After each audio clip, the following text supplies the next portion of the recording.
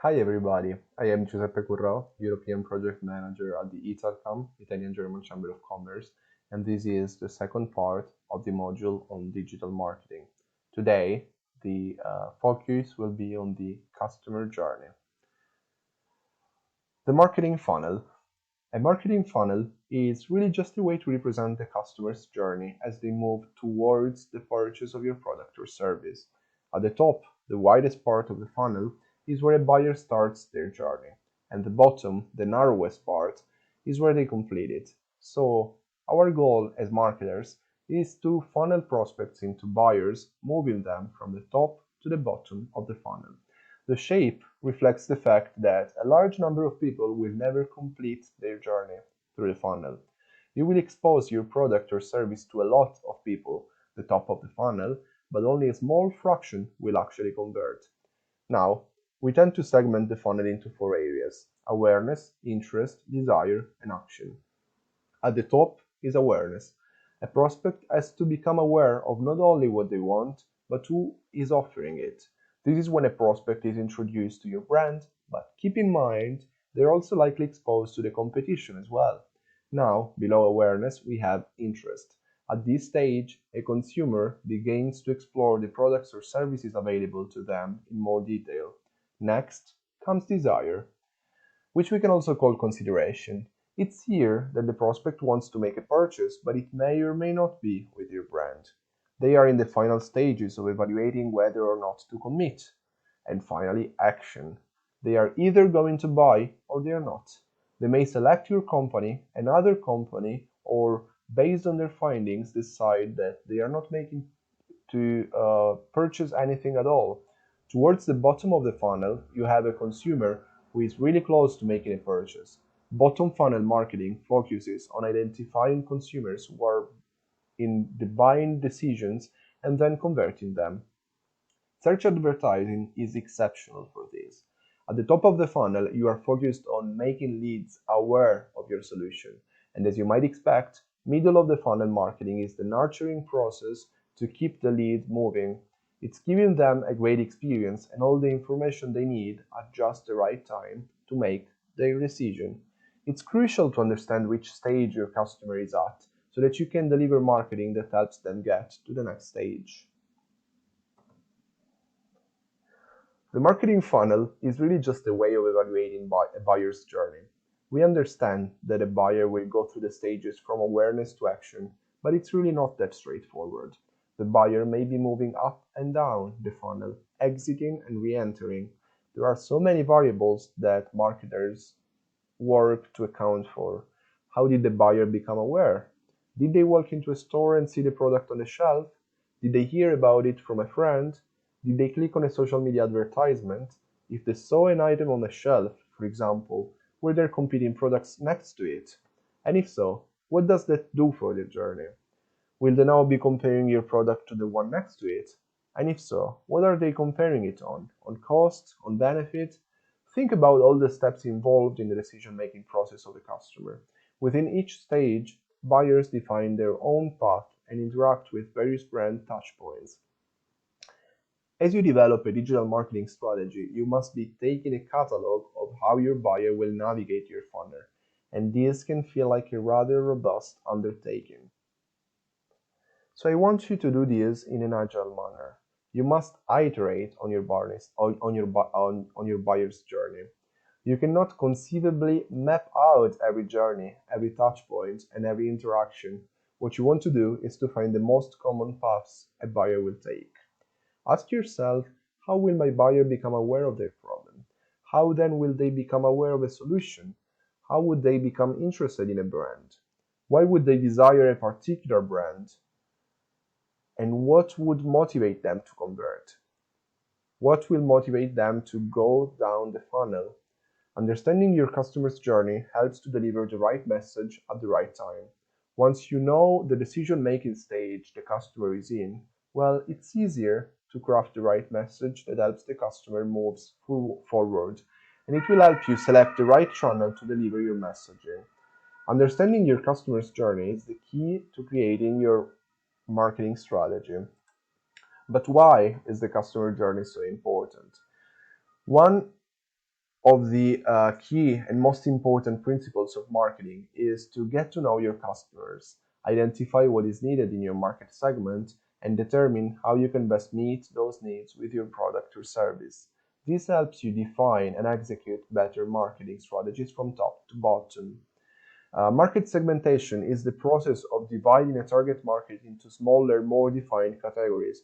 It segments customers and audiences into groups that share similar characteristics such as demographics, interests, needs, or location. But why is it so important? For once, it creates stronger marketing messages. When you know who you're talking to, you can develop stronger marketing messages. You can avoid generic, vague language that speaks to a broad audience. Instead, you can use direct messages that speaks to the needs, wants, and unique characteristics of your target audience. Second, it can help you identify the most effective marketing tactics. With dozens of marketing tactics available, it can be difficult to know what will attract your ideal audience. Using different types of market segmentation guides you towards the marketing strategies that will work best. When you know the audience you're targeting, you can determine the best solutions and methods for reaching them. Third, you can design hyper-targeted ads.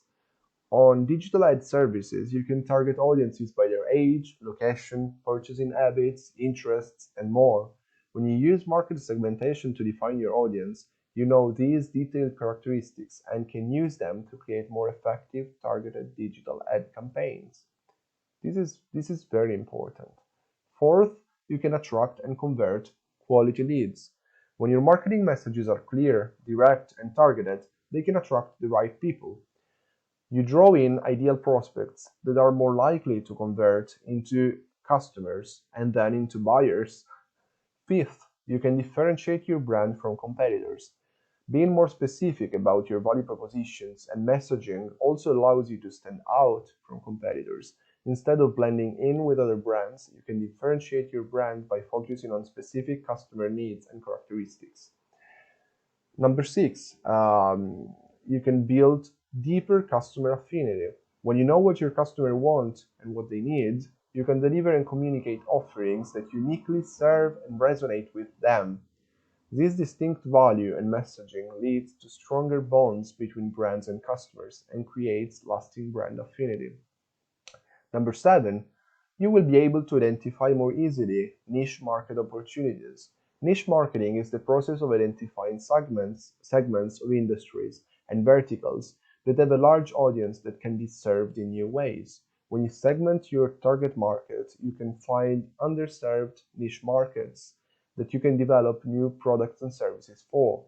Finally, but maybe most importantly, the customer journey and market segmentation help you stay focused. Targeting in marketing keeps your messaging and marketing objectives on track. It helps you identify new marketing opportunities and avoid distraction that will lead you away from your target market.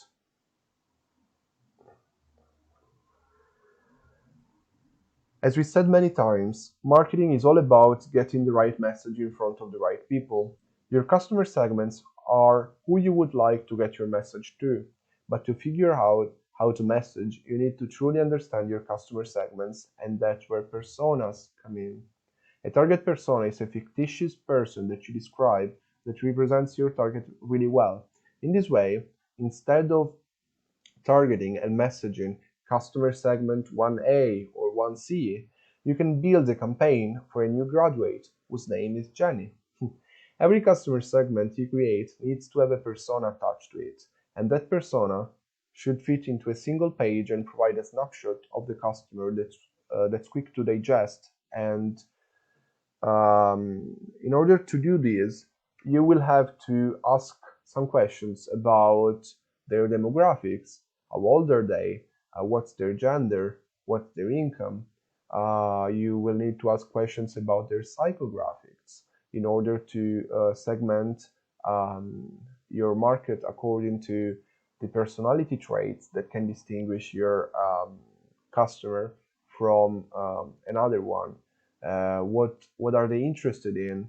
You will need to know about their behaviors. What are they used to purchase? What are their spending habits? And you will also need to know, of course, where they are located. in which city they live, in which country do they live. We can do an exercise together. We can try and build a customer, a target persona from scratch. Imagine that you're a marketing company for a company that sells eco-friendly organic diapers. Here is how you might answer some of these questions. One of my ideal customers might be a woman between 28 and 35 years old who lives in an urban area, works full-time, and has an interest in healthy living, yoga, and connecting with other moms. Her needs are to be environmentally responsible, increase her free time, and to continue to advance in her career. She also wants to get outdoors more. Now she faces some obstacles, a lack of time, which makes it often harder to find eco-friendly products, a general distrust for big box retailers to source responsibly, and anxiety around products that are safe for her child. She's motivated by advice from moms in her peer group, validation from certification organizations, easy and quick shopping experiences, and companies that align with her values. Once you complete this exercise, you will understand, you will notice that these fictitious target persona feel real. So you should add a picture and a name. Um, Creating a target persona makes it easier to imagine the person that you're actually marketing to. You will find that creating marketing campaigns and crafting messaging is much more enjoyable when you have a persona. It's a powerful exercise that you can do even with limited time and resources. Now, thanks for the attention as always, and let's see you in the third and final part of this course on digital marketing.